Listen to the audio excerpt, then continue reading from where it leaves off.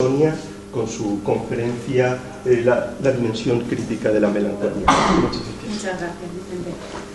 Bueno, muchísimas gracias. Gracias a todos por haber venido hoy y gracias a Vicente por haberme invitado a este seminario. Estoy muy contenta de estar en la Universidad Jaume I. Y bueno, pues no me voy a demorar mucho en comenzar la conferencia porque tenemos un tiempo ajustado. Bueno, como indica su propio título, esta charla, pues voy a abordar la dimensión crítica de la melancolía y de la nostalgia a través de imágenes de víctimas e indignados en el documental contemporáneo, y un poco por plantear el esquema que voy a seguir, pues he estructurado la charla en 4 partes. En primer lugar voy a exponer el marco de reflexión a partir de los conceptos de duelo y melancolía en el contexto de la cultura moderna y contemporánea. Esta será la parte más teórica. Y a continuación voy a analizar 2 estrategias discursivas diferentes y a la vez complementarias en la articulación de discursos de denuncia a partir de la figuración del duelo y de la melancolía.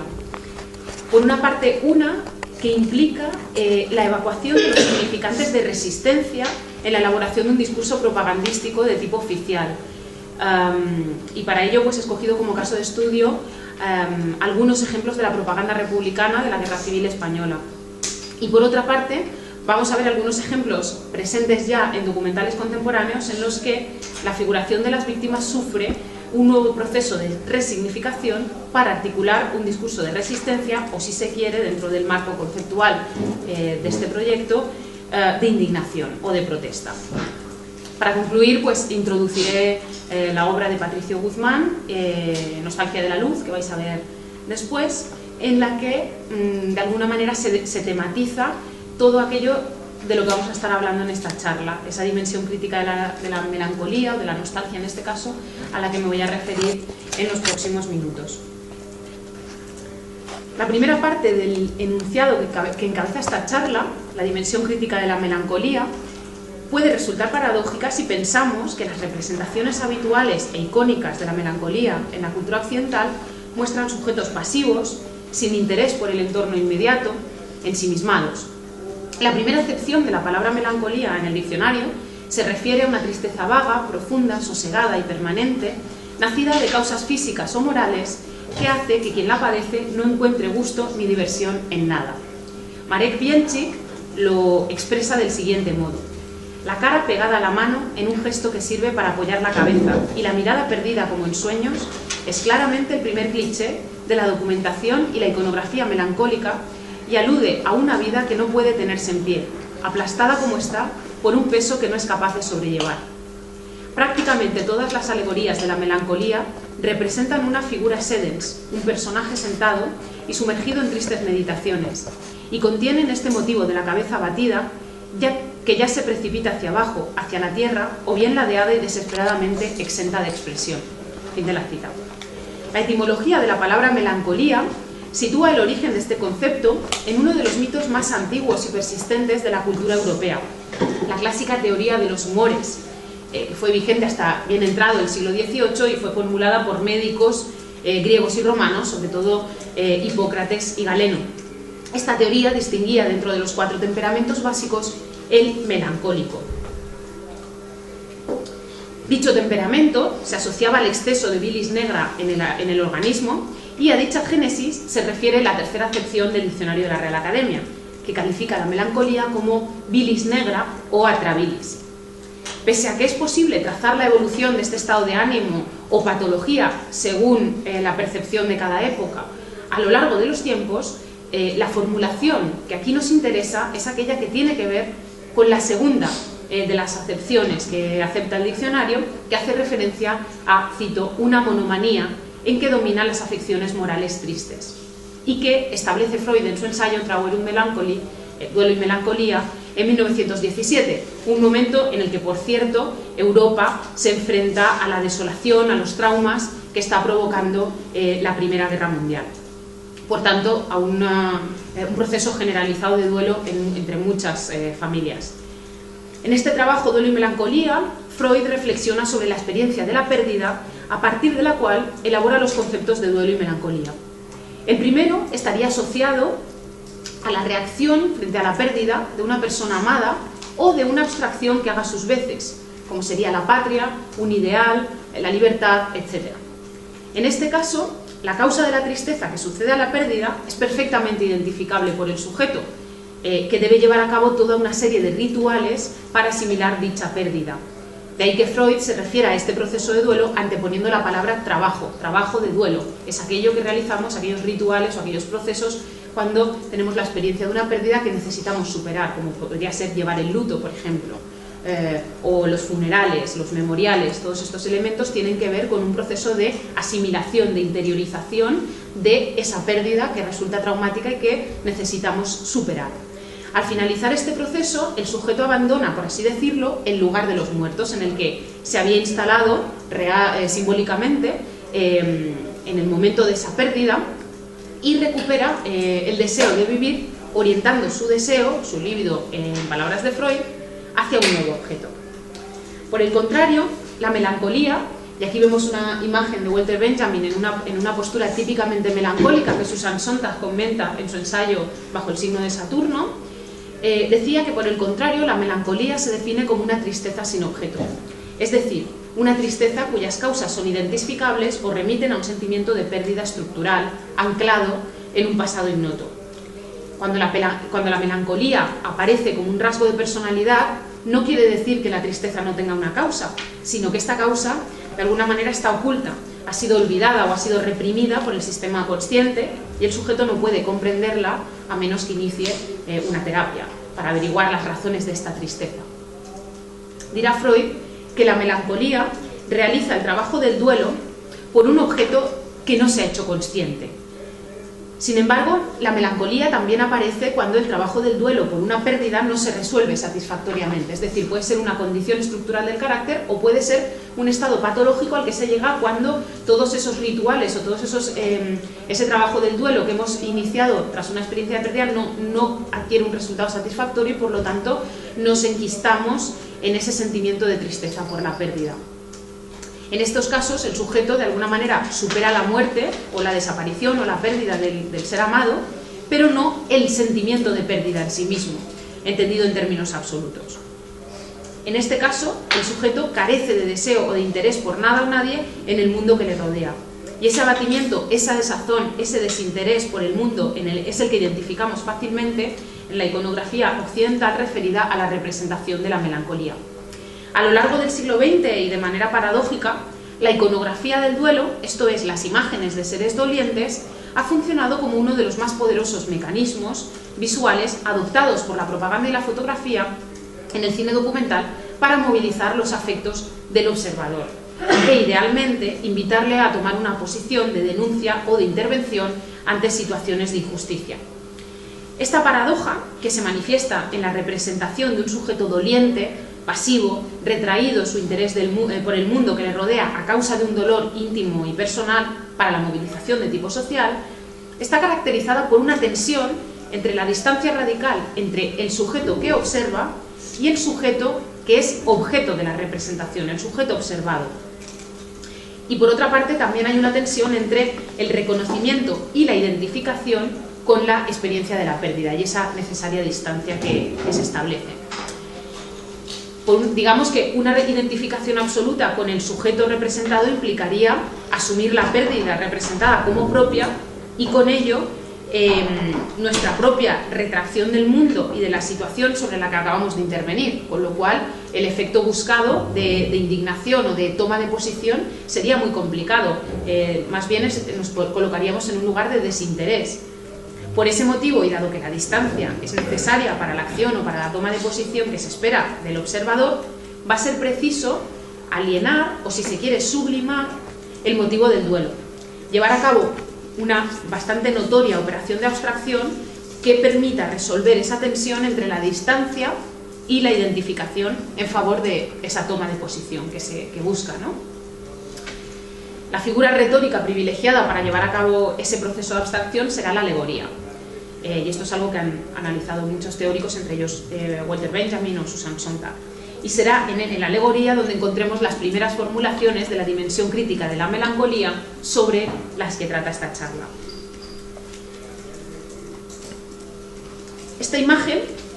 fue tomada por el fotógrafo David Seymour, Kim, antes del estallido de la Guerra Civil, entre abril y mayo de 1936. El pie de foto reza: mujer dando el pecho a un bebé en un mitin sobre la reforma agraria. Y en la imagen, tomada desde una posición superior, observamos a un grupo de gente cuyas miradas se dirigen fuera de campo y hacia arriba, donde supuestamente se desarrolla el mitin.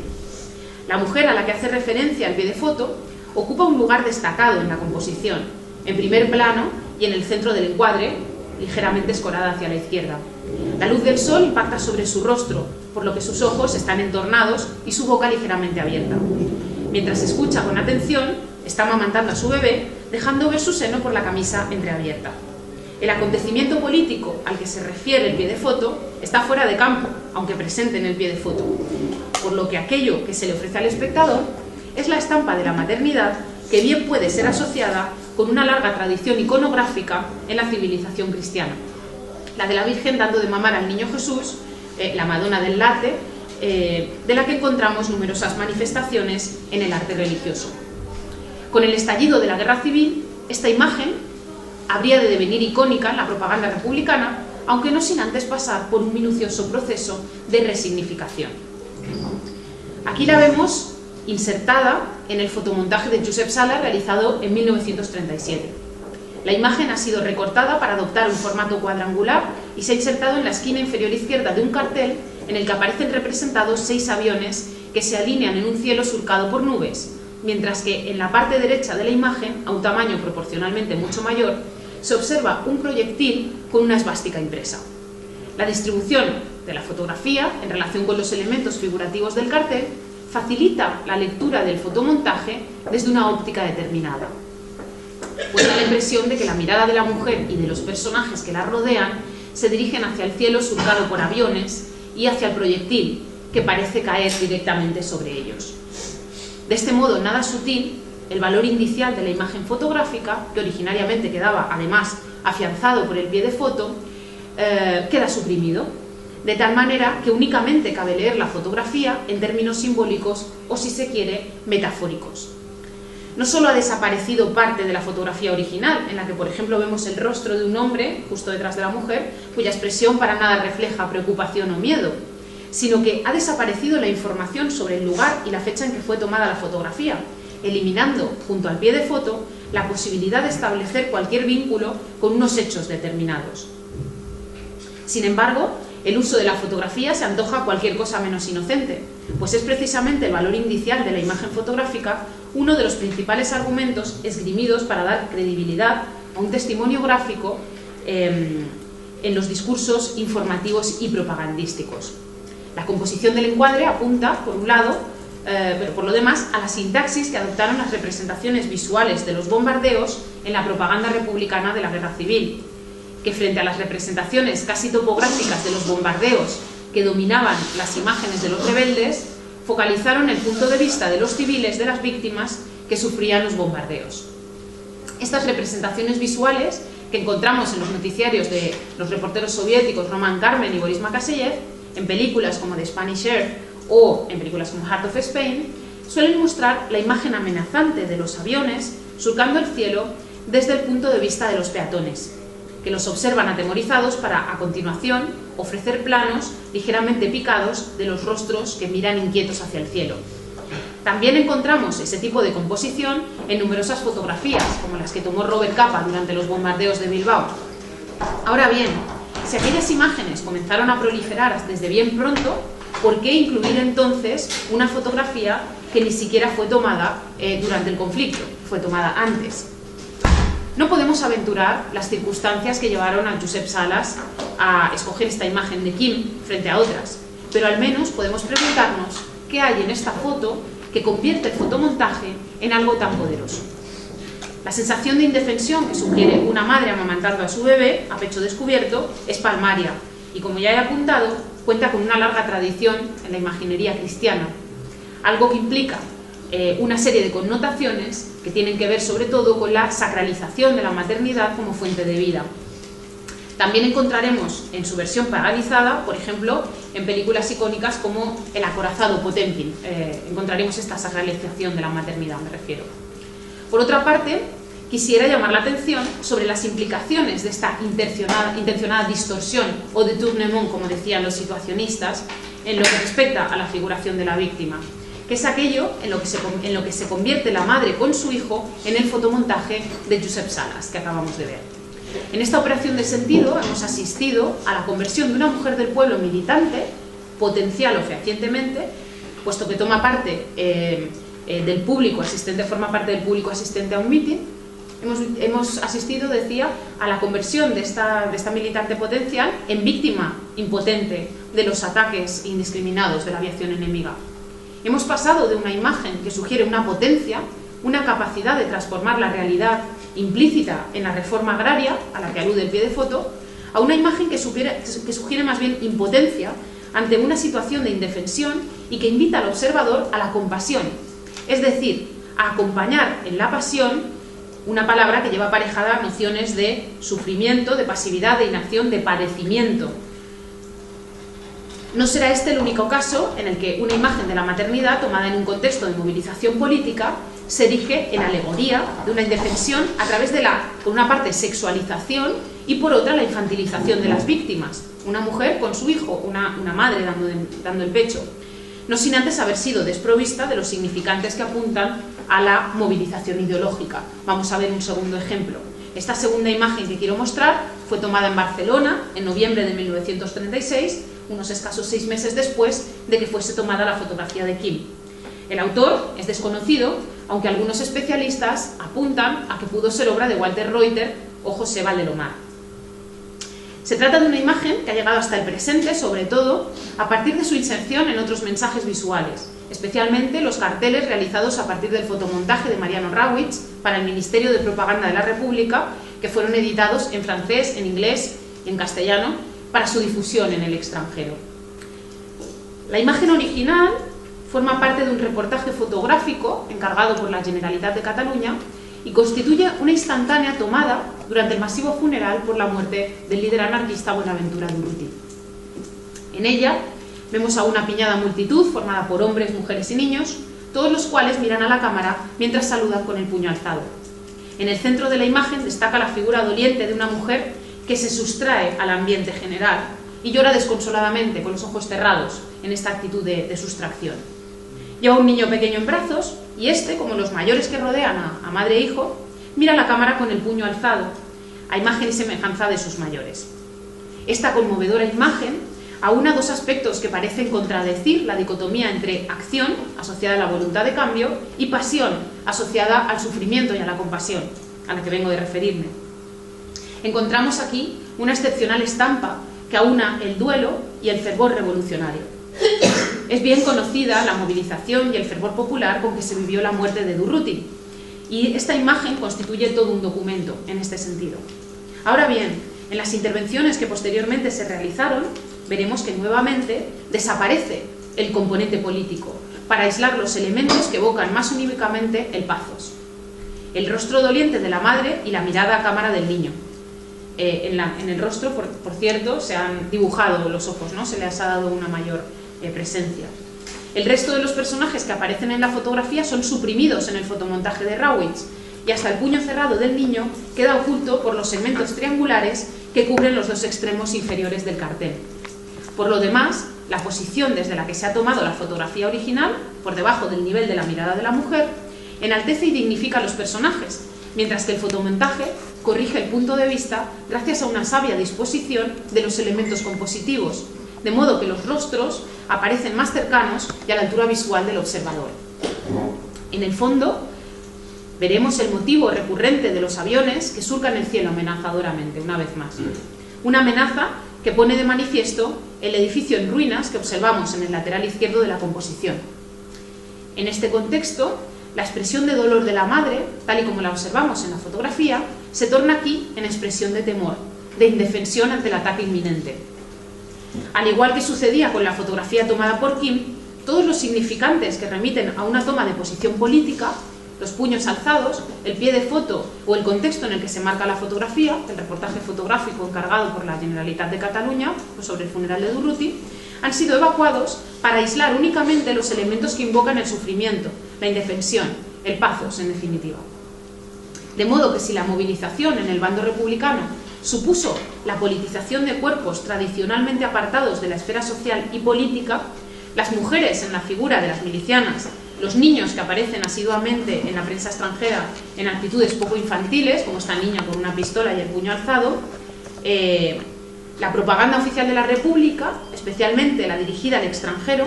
buscó evacuar esos aspectos en aras de representaciones más tradicionales de las mujeres y de los niños como sujetos pasivos capaces de movilizar los afectos. Aquí vemos otro ejemplo, una foto, una imagen tomada por Valdelomar en una proyección al aire libre durante las misiones pedagógicas en el año 33, que sufre un proceso de reconversión parecido en un cartel de la Guerra Civil. La utilización de imágenes que, una vez descontextualizadas, evocan la figuración clásica del doliente,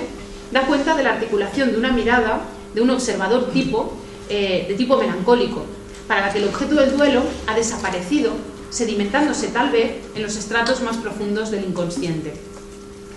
La diferencia con el sujeto melancólico, y aquí reside la ideología de estas imágenes de propaganda, es que en este caso no se ha articulado todo esto a través de un proceso individual e inconsciente, íntimo, sino que es producto de una calculada operación de sentido realizada por las instancias propagandísticas. Pues bien, este es el primer caso en el que quería mostrar estas relaciones de la figuración de la melancolía y el duelo en discursos que tratan de promover la toma de una posición política o una actitud de indignación ante una injusticia. Ahora me gustaría pasar al documental contemporáneo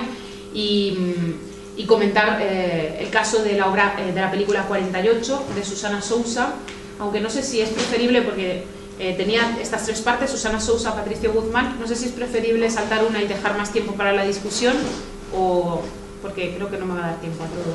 Pues, como lo veas tú, si quieres resumir muy rápidamente la idea de lo de Susana. De lo de Susana. Sí. Vale, pues sí, la voy a resumir y voy a poner un clip de la película para que se vea un poco, no sé si habéis visto la película. Se trata del documental 48 de Susana de Sousa Díaz, directora portuguesa, que realiza esta película en 2009,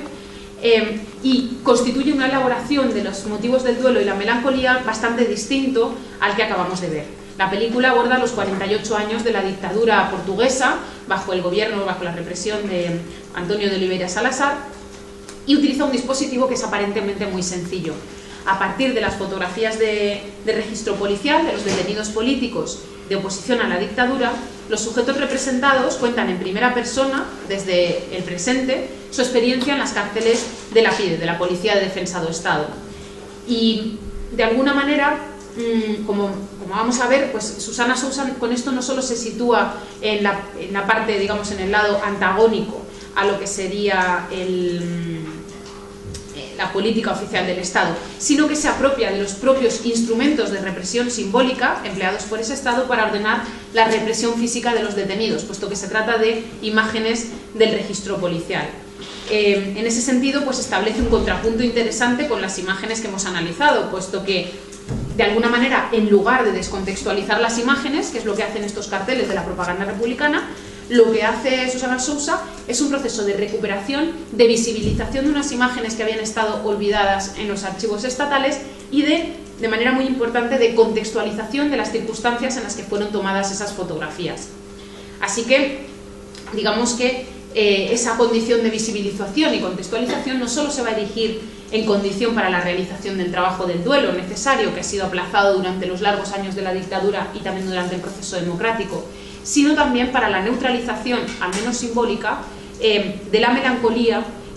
patológica que deriva de esa imposibilidad de realizar el duelo y la articulación de un discurso crítico. Esto es una toma de posición activa sobre el pasado reciente de Portugal. Vamos a ver el fragmento. Digamos que la parte que tenía más desarrollada de este apartado tiene que ver con la relación de todo este dispositivo, bueno, con un estudio de las imágenes de registro policial que se remonta a los escritos y a los trabajos de Bertillon y a el momento en el que aparecen las imágenes de registro, pero bueno, esto lo voy a saltar y voy a poner directamente el clip para que veáis el procedimiento que utiliza.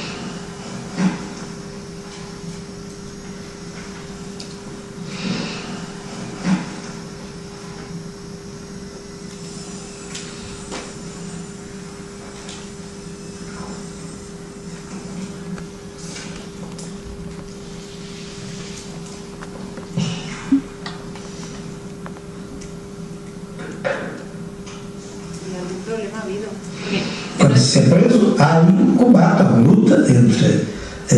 os polícias que querem fazer falar o preso e o preso que não quer falar, portanto, e eles têm o poder de torturar, de espancar, de sono, mas nós temos o poder único que eles não têm, que é não falar.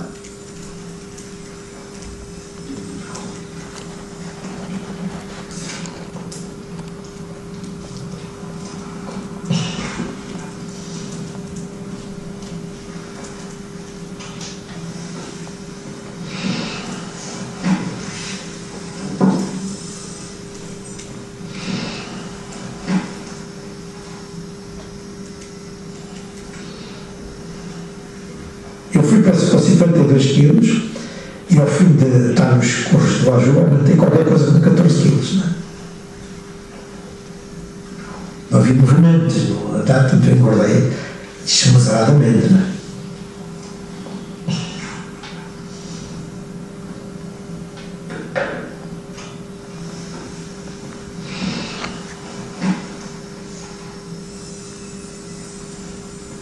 Da segunda prisão,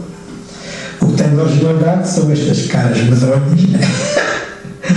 São das caras medonhas, né? Com muita chatice dos polícias, mas tiveram também um poder. Não se pode fugir a tirar a fotografia, né? Mas a cara somos nós que assim, né?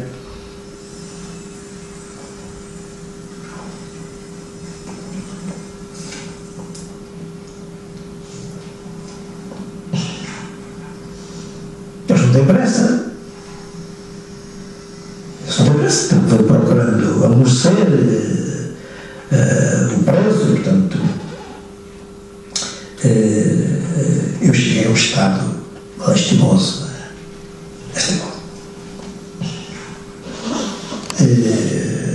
Não sei, parecido de 3º, 4º dia, 5º dia, não faço ideia, não. En este ejemplo,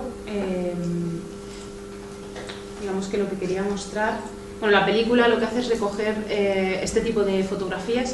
durante todo, digamos, el dispositivo es siempre el mismo, de 16 opositores a la dictadura de Salazar que durante 40 años pues, sufrieron la represión, las torturas, la cárcel, etcétera, etcétera. Y lo interesante, lo que me parece interesante en este fragmento y en la película en general, es cómo la directora lo que hace es reapropiarse de esos instrumentos de represión. Sabéis que las imágenes de registro policial implican una disciplina del cuerpo en sí mismas, siempre la misma postura, el mismo encuadre, el ajustarse a unas guías para que, digamos, la cara sea lo más, se ajuste a unos modelos lo más abstractos posibles. Por lo tanto, disciplinamiento del cuerpo, que además se traduce en una imagen que es para tener bajo control a todo lo que se consideran clases indeseables, lo que se considera que es el opuesto de la fotografía burguesa, ¿no? Lo que la sociedad no quiere, lo que la sociedad desecha y lo que merece ser encerrado en una prisión. ¿Qué hace Susana Sousa con esto? A través de estas voces que además lo que hacen es unificar el pasado de la fotografía, esas fotografías casi fantasmales, con esos rostros muchas veces demacrados por la tortura, con una voz del presente. Establece un puente, ¿no?, entre ese pasado y ese presente, y de alguna manera a través de esa contextualización de la que hablaba, lo que hace es revelar los espacios de resistencia que existen en esos dispositivos de disciplinamiento, de control, de represión, que son las fotografías policiales, y que en estos dos casos se ve de manera muy palmaria. Por una parte, que tienen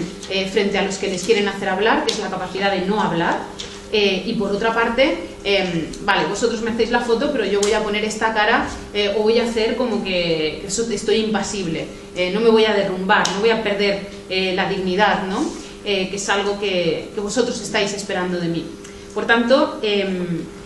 simplemente quería mostrar estos ejemplos de Susana Sousa como un contrapunto que me parece bastante interesante con respecto a esa otra estrategia de la propaganda clásica que consiste en descontextualizar. Aquí, digamos que esa dinámica o esa dimensión crítica de la melancolía estaría, por una parte, en la disposición de una serie de condiciones para que el trabajo del duelo pueda ser efectivo, para que se pueda superar ese trauma que han vivido las víctimas de la dictadura, pero al mismo tiempo no instalarse en esa postura doliente o en esa postura melancólica y simplemente lamentarse por lo que sucedió, sino articular también un espacio de resistencia que viene de los mismos sujetos que han sufrido la represión. en ese contexto. Bueno, no me puedo ni me quiero extender mucho más, pero creo que espero que haya quedado como claro el porqué de este fragmento y de esta explicación. Me gustaría pasar ahora rápidamente a la tercera parte de esta exposición. Bueno, aquí veis un poco cuál es el dispositivo, de fundidos en negro habéis visto que hay muchísimos silencios, esto es algo que la directora aprovecha y de alguna manera le da su importancia. Lo mismo sucede con las transiciones de una imagen a otra, son fundidos muy lentos que van dando paso a los rostros, y también vemos el paso del tiempo a través de diferentes imágenes de registro. Bueno, y con esta es una fotografía de Emma Goldman, también una fotografía del registro policial, pues en referencia también a esos sujetos que se busca disciplinar porque constituyen un desafío a las políticas represivas. Bueno, quería seguir con Patricio Guzmán, y la pregunta que surge cuando entramos en la obra de Patricio Guzmán, director chileno exiliado, ahora mismo vive en París, estuvo exiliado en Cuba y también en parte en España, es qué sucede cuando esos espacios de resistencia los articula alguien que ha sido sujeto, que ha sido objeto de represión, ha sido alguien que ha sufrido la represión en carne propia y por lo tanto habla en primera persona. Digamos que esto lo vemos, por ejemplo, en la obra de Ritipan, el director camboyano, cuya última película, La imagen perdida, es un relato en primera persona de su experiencia traumática de la represión a cuenta de los Gémeres Rojos. Sucede lo mismo con Patricio Guzmán, que ha dedicado la práctica totalidad de su obra a denunciar, al tiempo que exorcizar, los traumas que le provocan las dictaduras que le provoca la dictadura en su país. En este director, en la obra de Patricio Guzmán, vamos a ver una elaboración del trabajo del duelo y la melancolía en la imagen documental y de la articulación de un discurso crítico que trasciende la pasividad también y el abatimiento que provoca inicialmente la melancolía. La mayor parte de los documentales de Guzmán, tras la película fundacional La batalla de Chile, que es una película que él hace entre el 75 y el 79, ya en el exilio, una vez que ha estallado la dictadura, aunque está filmada en los tiempos de la Unidad Popular, el resto de documentales están contados en primera persona, con la excepción de alguno. Con La memoria obstinada, Salvador Allende, La memoria obstinada del 97, Salvador Allende es una película de 2004, Nostalgia de la luz, la que vais a ver, de 2010, lo que vamos a asistir es a un conjunto de ejercicios de memoria personal en los que el director, desde su exilio en los sucesivos países por los que ha pasado, pone en juego una serie de interrogantes sobre el trauma, sobre el duelo, la nostalgia y el sentimiento de pertenencia a un país que generan la represión y el exilio. Y aquí aparece un concepto que no he invocado hasta ahora de manera directa, pero que también es importante, que es el concepto de nostalgia. Freud ya hace referencia a él de manera indirecta en su ensayo Duelo y Melancolía. Es un concepto que Jan Starobinsky ha definido de manera precisa a partir de la primera conceptualización médica llevada a cabo por Johannes Hofer en 1688. Hofer acuña este concepto a partir de las raíces griegas nistos, que significa anhelo de regreso, y algia, que es el dolor, para designar la dolencia de los soldados suizos que, al ser desplazados al frente, lejos de su ciudad natal, se veían aquejados por una melancolía específica que dio en llamarse mal del país y que en castellano se tradujo, se sigue considerando como morriña, se sigue refiriendo como morriña. En la época contemporánea, este concepto de nostalgia fue incorporado a la lengua común, pero con una connotación despectiva. Pasó de haberse considerado una patología o una dolencia a una especie de aspiración inmadura de remontar el curso del tiempo para recuperar el universo de la infancia, el tiempo perdido, que se ha perdido para siempre. De una manera, cuando uno es un nostálgico, pues en el fondo es alguien como que está infantilizado, de cierto modo, que no quiere vivir el presente. En las películas de Guzmán, el exilio y con él la nostalgia van a funcionar como un núcleo articulador de la pérdida del sentimiento de pertenencia a la nación, de la disolución parcial o total de la identificación con una idea de identidad nacional y al mismo tiempo el proceso de construcción de una identidad nueva que se define por su naturaleza transnacional, por el hecho de ir de un país para otro. Jaume Peris propone un uso metafórico de las nociones de trauma, de trabajo de duelo y de melancolía para analizar los procesos sociales de elaboración de la memoria de la dictadura chilena. Como hemos visto, para que el trauma, que en principio el sujeto trata de excluir de su vivencia mediante la represión inconsciente del recuerdo, pueda ser superado y asumido, en el caso de procesos sociales, también por la colectividad, es necesario un enorme proceso de elaboración simbólica, que desemboca irremediablemente en la puesta en discurso del acontecimiento traumático, ya sea en forma de literatura testimonial, de discursos públicos, de relatos cinematográficos, etcétera, etcétera. Desde este punto de vista, el fragmento que hemos visto de 48 no es otra cosa que la puesta en discurso, precisamente, de un acontecimiento traumático a través de imágenes y de voces de sus protagonistas de la represión desatada por Salazar. En los trabajos de Patricio Guzmán, sin embargo, la representación de la violencia que ha desencadenado la dictadura se enuncia desde una instancia que aúna la experiencia vivida, lo que comentaba antes de alguien que habla en primera persona, porque no es que haya vivido la tortura o la estancia, aunque también estuvo en un centro de detención, en el Estadio Nacional, pero sí la experiencia de la represión y del exilio, y que es elaborada por el realizador, de manera que al dar testimonio de esa experiencia individual se construye una metáfora sobre la memoria de un pueblo, sobre la memoria del pueblo chileno. Evidentemente, el hecho de ser un superviviente todavía joven que regresa a su país desde sus respectivos destinos en el exilio para producir este relato es la clave de la posibilidad del realizador de hablar en primera persona, algo que a día de hoy es muy difícil que ocurra en el caso de España, puesto que la mayor parte de los que vivieron la guerra civil pues son muy mayores como para realizar una película de estas características.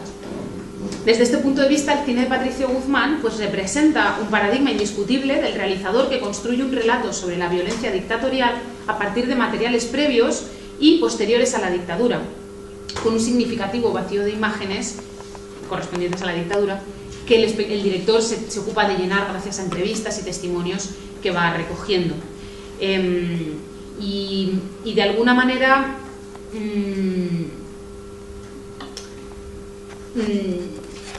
esta recopilación de materiales transcurre en paralelo a su proyecto vital.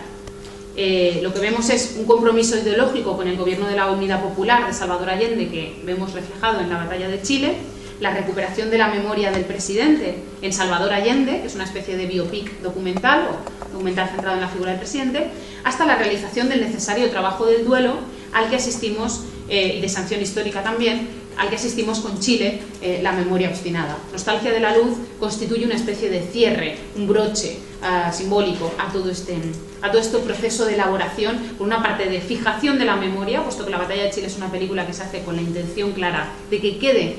una memoria documentada de lo que fue la Unidad Popular, y después, tras la dictadura, la necesaria elaboración de ese trabajo de duelo. Voy a pasar rápido.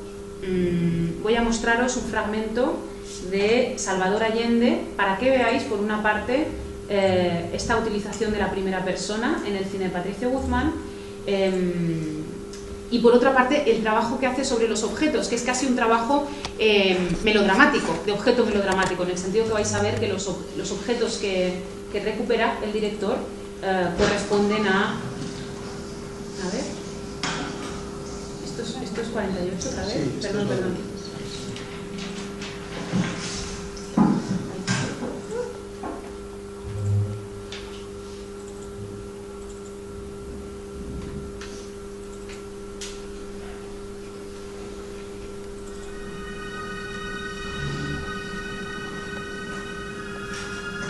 Esto es casi todo lo que queda de Salvador Allende,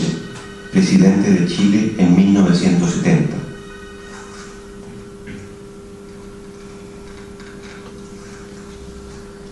El 11 de septiembre de 1973 fue derrocado por un golpe militar.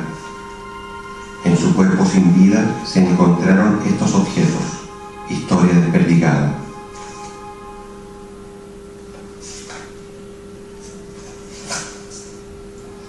La dictadura de Pinochet aplastó la democracia, aquella que durante 2 siglos se había perfeccionado, y destruyó día a día, durante 18 años, el país que yo conocía.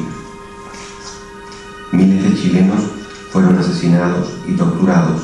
y cientos de miles salieron al exilio.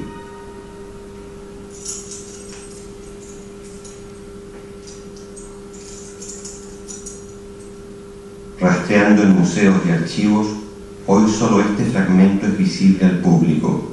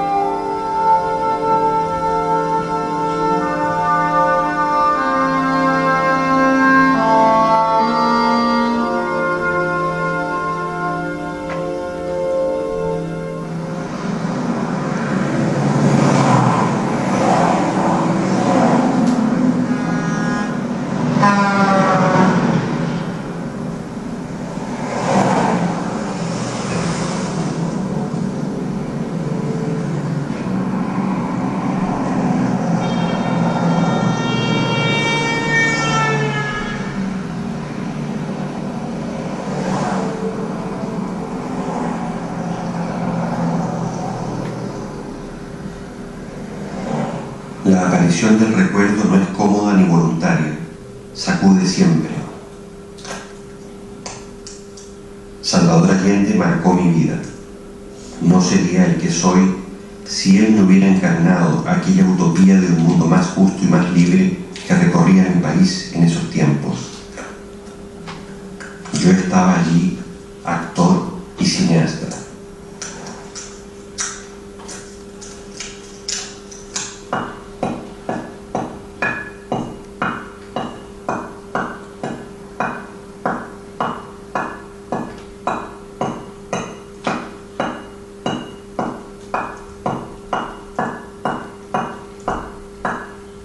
El pasado no pasa, vibra y se mueve con las vueltas de mi propia vida. Aquí estoy, en el mismo lugar que hace 30 años me dijo adiós, un simple muro cerca del aeropuerto. Detenido en el Estadio Nacional, sometido a la máquina de olvido que se ponía en marcha, un solo deseo me animaba: salvar los rollos de la batalla de Chile que contenían la prueba de ese sueño despierto que vivimos con Allende. Salí al exterior con esas bobinas y cuando terminé la película entré al exilio.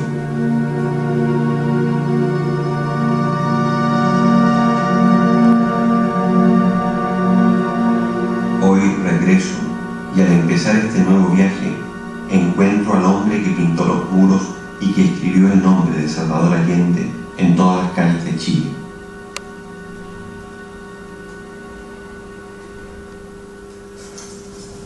Los muros tenían y eran de... Ya para concluir, pues comentar que, digamos que, perdón, los primeros minutos de esta película pues perfilan una serie de constantes en los documentales de Patricio Guzmán sobre la dictadura y la postdictadura chilena, como la vinculación de la experiencia individual al destino histórico del pueblo, la conciencia del poder liberador, incluso catártico del recuerdo,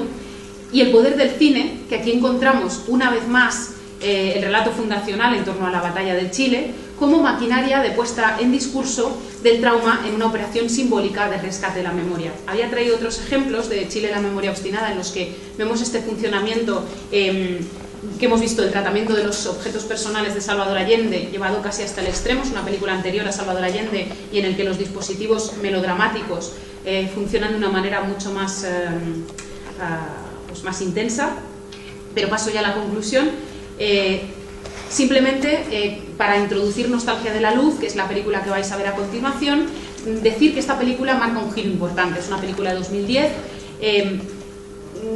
que parece reconocer desde el mismo título que el curso de la historia ha colocado inevitablemente al sujeto de la enunciación en una posición de nostalgia, como no luchar contra la nostalgia, sino rendirse a ella. Aquí vamos a ver cómo Guzmán reconoce que el anhelo del pasado no remite a un proyecto político truncado por la violencia y la represión, sino a un tiempo en la vida del sujeto en el que él dirá la vida entera cabía, el universo entero cabía en un bolsillo. Esto es el tiempo de la infancia. Sin embargo, lejos de plantear una regresión a ese universo seguro, protegido y ajeno al paso inexorable del tiempo, reivindica desde allí la necesidad de seguir recordando, dotando por tanto de una dimensión crítica también a esa postura nostalgia de la que sabe que no puede escapar. Es en este punto en el que la nostalgia, que tantas veces evocó el escapismo, se va a convertir en esta película en un motor de un acto de resistencia. Y bueno, pues con esto doy por terminada la charla y no sé, pues si queréis comentar alguna cosita, si os apetece, y si no, pues también puedo mostraros más fragmentos, pero vamos, no sé si tenéis alguna pregunta. Y muchas gracias.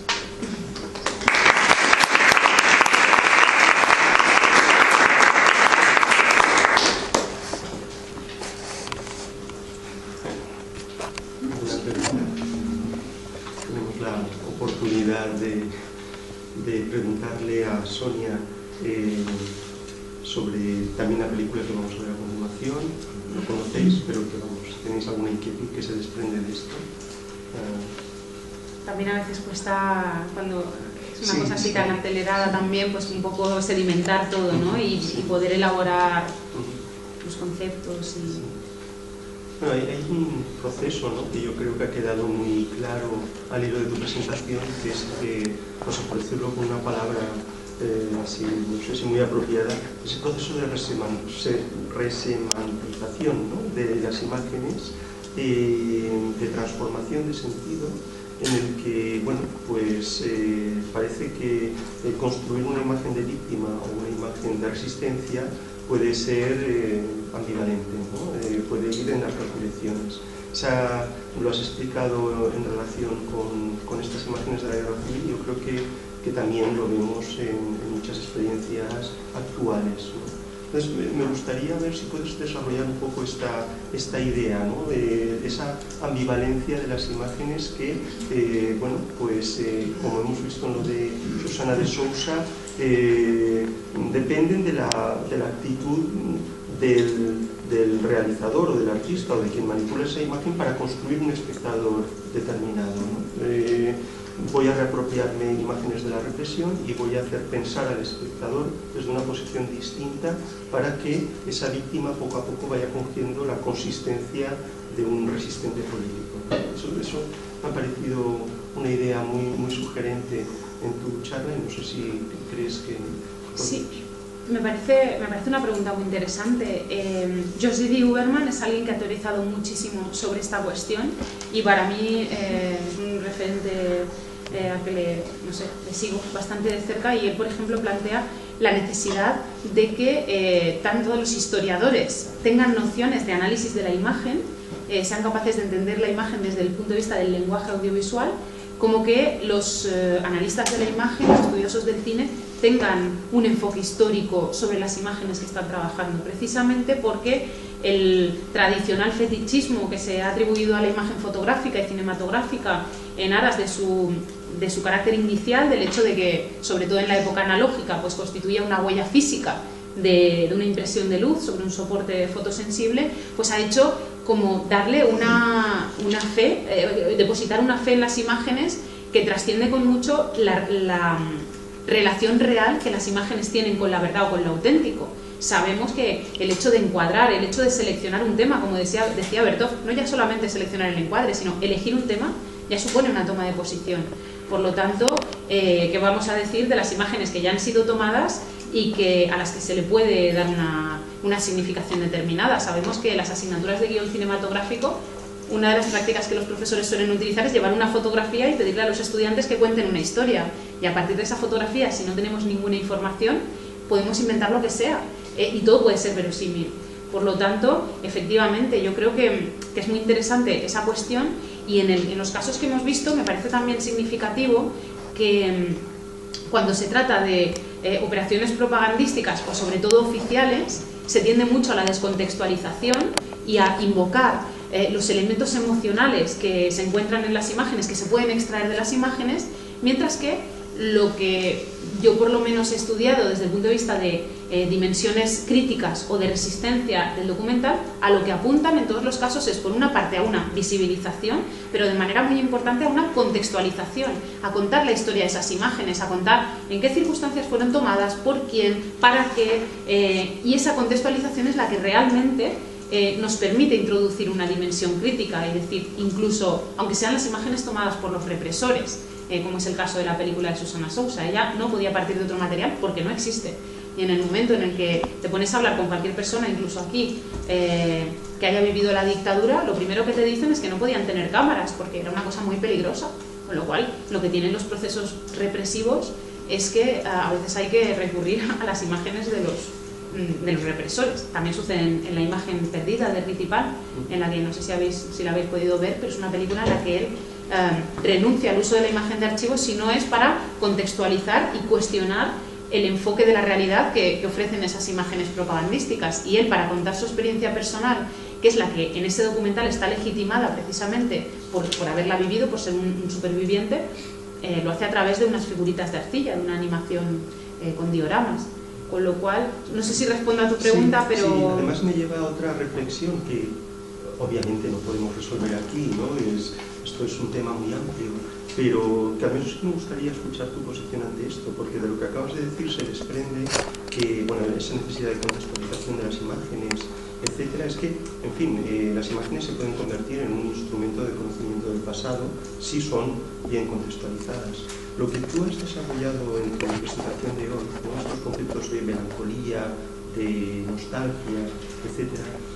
yo los veo situados en el terreno de lo que normalmente denominamos la memoria, ¿no? La visión crítica, la visión contextualizada correspondería al terreno de la historia. Tú ves una dicotomía o un enfrentamiento o una capacidad de hacer converger esas dos estrategias de conocimiento del pasado, es decir, la memoria y la historia. No sé, ya sé que esta pregunta es demasiado abstracta, pero vamos. No, pero es interesante. Yo de hecho es que me lo he planteado también a la hora de pensar estos documentales de otra manera, porque a mí una de las cosas que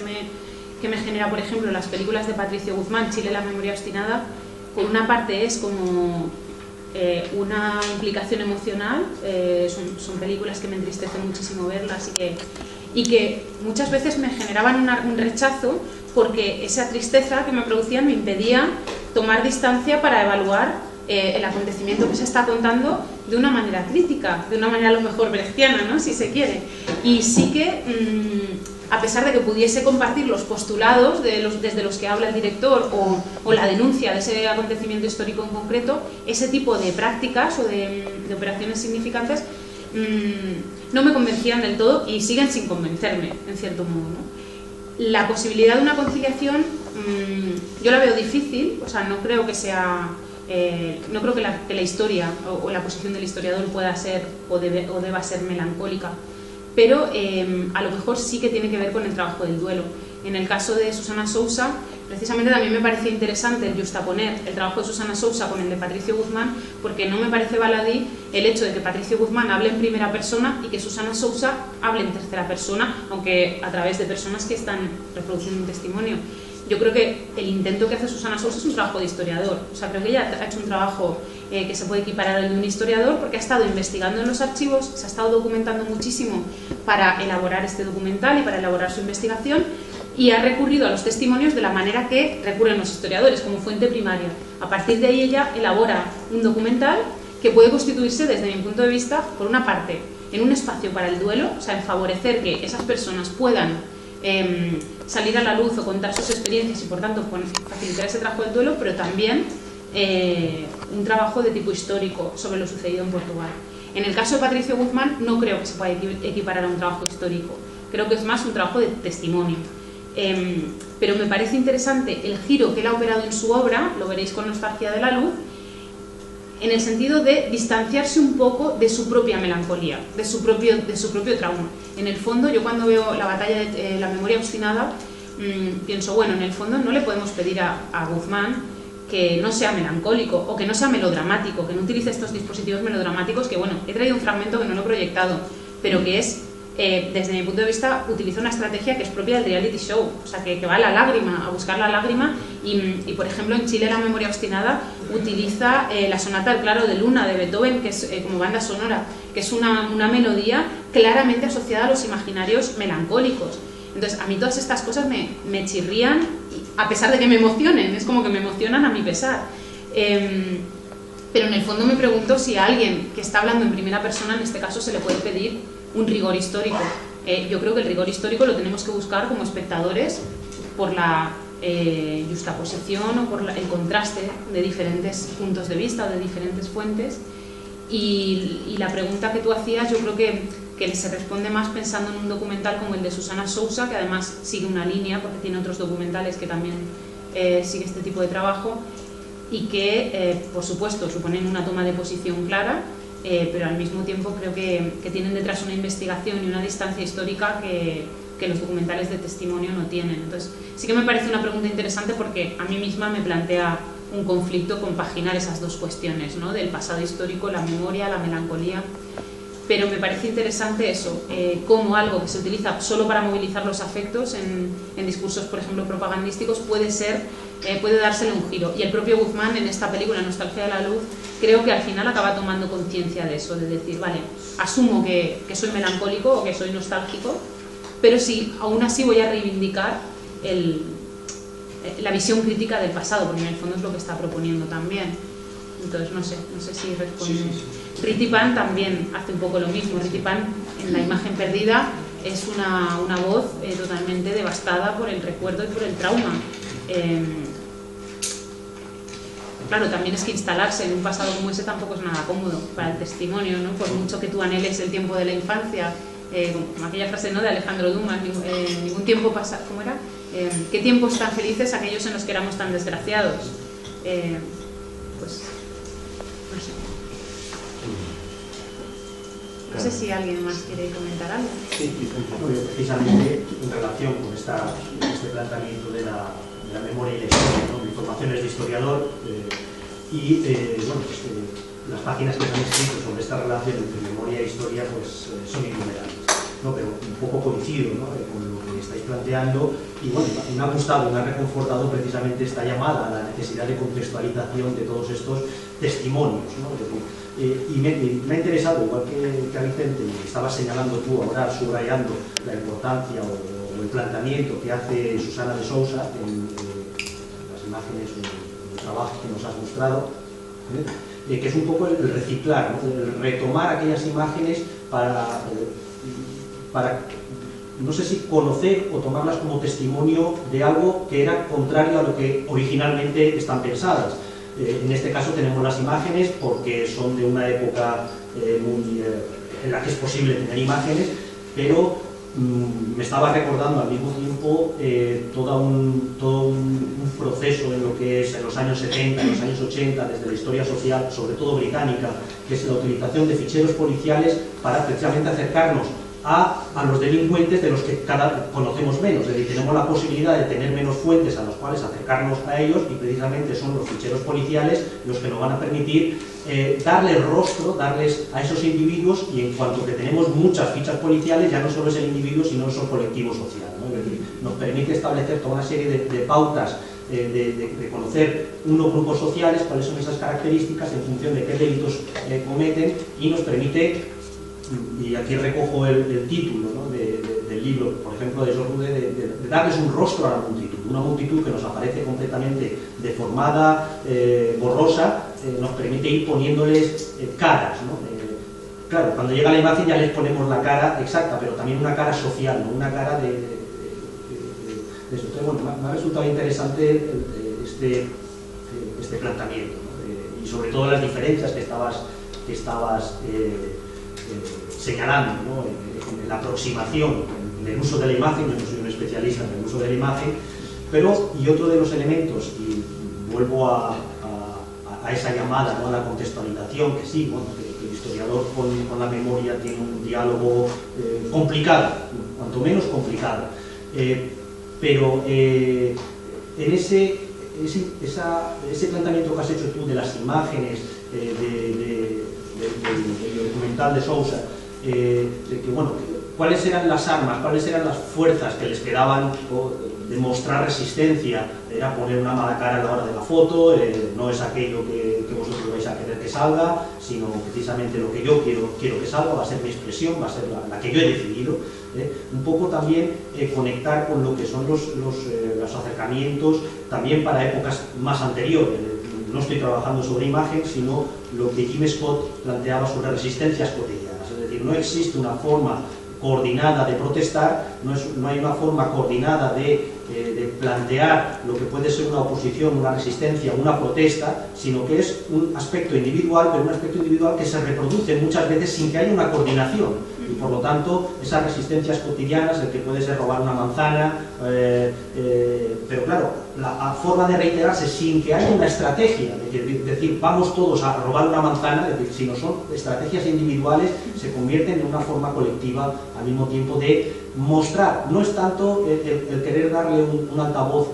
a la resistencia, sino de mostrar que hay una oposición, que hay una protesta, que hay una resistencia, aun cuando el efecto sea insignificante. Entonces, bueno, un poco eran las referencias más históricas, ¿no? O desde la antropología, o la combinación entre antropología e historia, que a mí me han ido viniendo a la mente, ¿no? Conforme ibas hablando, conforme iba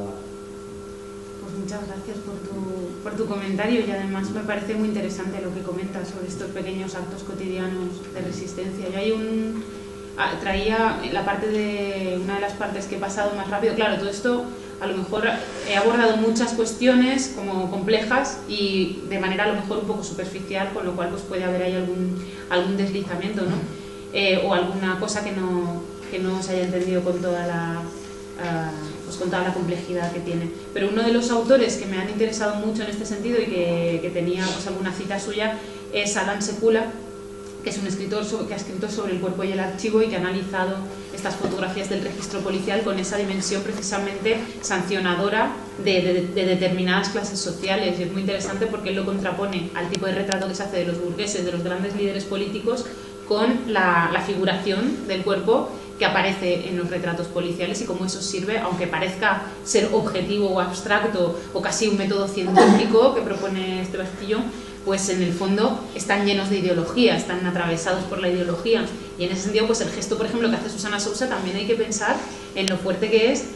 Si uno piensa en los que tomaron esas fotografías o en el Estado, ¿no?, que auspició ese tipo de régimen, lo que supone utilizar esas imágenes de registro para cuestionar el propio régimen. Es algo que a mí me parece bastante interesante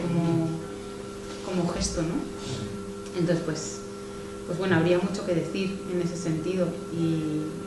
bueno, me parece que es un tema que puede dar mucho que hablar. De hecho, cualquiera de estos, tanto la obra 48 como las películas de Patricia Guzmán, creo que dan por sí solas para comentar muchas cosas. Yo creo que tenemos que